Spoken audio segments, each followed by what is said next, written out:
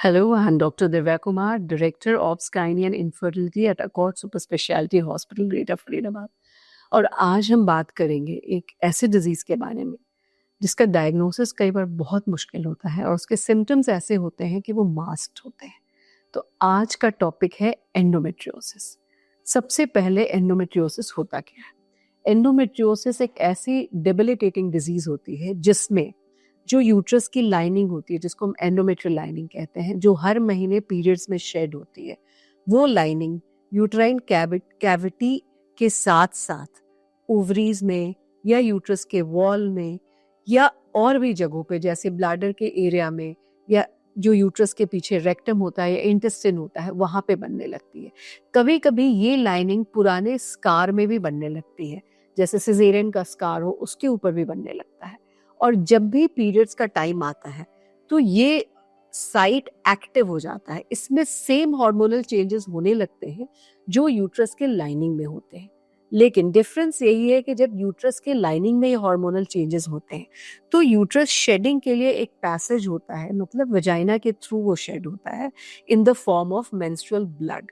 But यही lining अगर ovaries में बनने लगे या यूट्रस के वॉल में बनने लगे या यूट्रस के ऊपर एंटीरियरली जो ब्लैडर का फ्लैप होता है वहां बनने लगे या यूट्रस के पीछे जो रेक्टम होता है यानी जहां से स्टूल पास करते हैं उस एरिया में बनने लगे, तो वहां से इसके शेड होने का कोई पैसेज नहीं होता।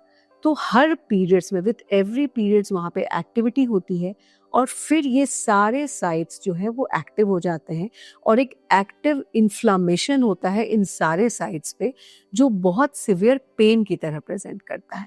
तो ये तो मैंने थोड़ा सा बताया है कि क्या होता है एंडोमेट्रियोसिस और कैसे ये प्रोग्रेस करता है। देन कमिंग टू कि ये किस एज ग्रुप की विमेन में होता है, तो यूजुअली देखा गया है कि ये यंग विमेन में ज़्यादा होता है, जो रिप्रोडक्टिव एज की विमेन होती है उनमें।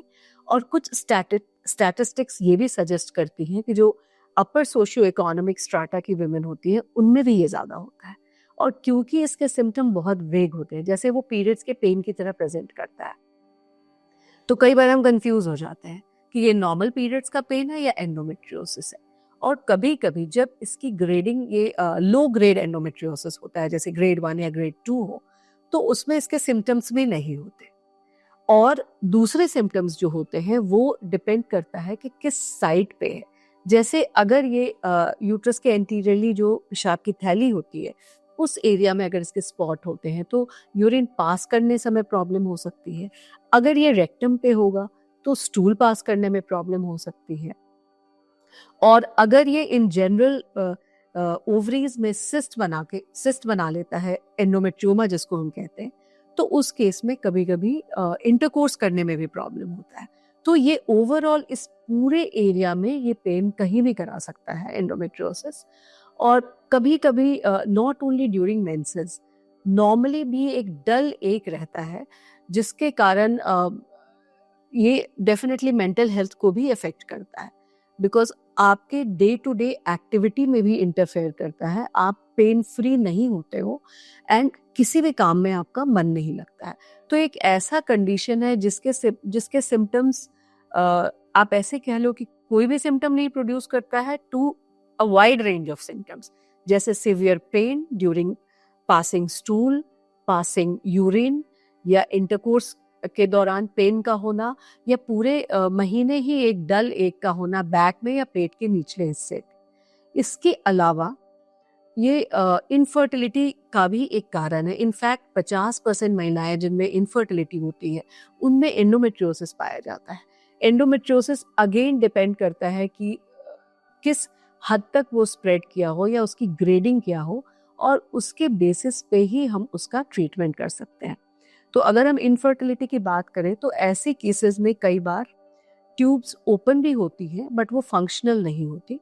तो ऐसी महिलाओं को जिनको एंडोमेट्रियोसिस है उनको इनफर्टिलिटी भी साथ में हो जाता है। और ये हमें पता चलता है कई बार अल्ट्रासाउंड के द्वारा, कई बार हम HSG या ट्यूब टेस्ट करते हैं उसके द्वारा। अगर ट्यूब ब्लॉक हो तो, या ट्यूब और ओवरी के रिलेशन को भी ये खराब कर देता है, उस केस में भी हमें पता चलता है। और इसका जो गोल्ड स्टैंडर्ड होता है वो लैप्रोस्कोपिक, यानी जब हमने दूरबीन डाल के पेट में देखा तो हमें पता चल जाता है कि किस ग्रेड का एंडोमेट्रियोसिस है। तो एंडोमेट्रियोसिस की अगर हम ट्रीटमेंट की बात करें तो इसका ट्रीटमेंट जो है वो कई प्रकार से हो सकता है। जैसे हम मेडिकल मैनेजमेंट कर सकते हैं, हार्मोनल मैनेजमेंट कर सकते हैं, या फिर सर्जिकल मैनेजमेंट होता है। अगर हम बात करें कि हम जड़ से कैसे एंडोमेट्रियोसिस को ख़त्म कर सकते हैं, तो उसके लिए हमें यूट्रस ही नहीं, उसके साथ-साथ ओवरीज भी निकालनी पड़ती है। क्योंकि जो एंडोमेट्रियोसिस का सोर्स होता है, वो ओवरीज से निकलने वाले हॉर्मोन्स होते हैं। तो अगर हमने सिर्फ यूट्रस निकाल दिया, ओवरीज छोड़ दी, तो उससे एंडोमेट्रियोसिस क्योर नहीं होता। तो अगेन डिपेंडिंग अपॉन कि आपकी एज, पेशेंट की एज पे डिपेंड करता है ये, वेदर उसकी ऑब्स्टेटिकल हिस्ट्री यानी उसकी फैमिली कंप्लीट है या नहीं, उस पे डिपेंड करता है इसका ट्रीटमेंट।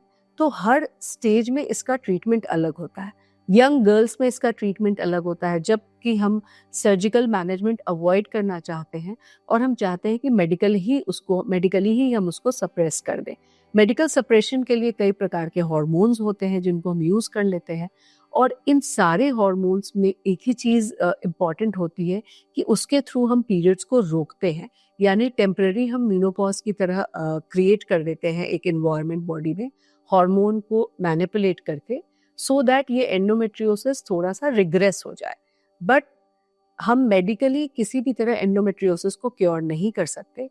क्योर करने के लिए हमें हमेशा सर्जिकल ट्रीटमेंट का ही उसकी ही सहायता लेनी पड़ती है। तो this is all about endometriosis. और एक और चीज़ मैं बताना चाहूँगी कि कई बार इसका जो डायग्नोसिस है वो बहुत वेग हो जाता है, बिकॉज इसके सिम्टम्स ही वेग होते हैं। पेन होता है और डिस्मेनोरिया होता है, यानी पीरियड्स के दौरान पेन होता है, जिसको हम मामूली पेन समझ लेते हैं। और अगर एंडोमेट्रियोसिस की ग्रेडिंग कम हो तो हम अल्ट्रासाउंड के द्वारा भी इसको नहीं पता कर सकते हैं। इसलिए कभी कभी ये बहुत लेट स्टेज में डायग्नोज होता है, जबकि बहुत बड़े बड़े सिस्ट बन जाती हैं ओवरी में, और इन सिस्ट के अंदर जो पीरियड्स वाला ब्लड ही इकट्ठा हो जाता है, और तब पेन भी बहुत सिवियर हो जाता है। और कई बार ये जो ब्लड होता है, जब सिस्ट काफ़ी बड़ा हो जाता है ओवरीज में, और ये अंदर अंदर कई बार सिस्ट रप्चर भी हो जाता है, और इससे जो ब्लड निकलता है वो बहुत ही स्टिकी होता है।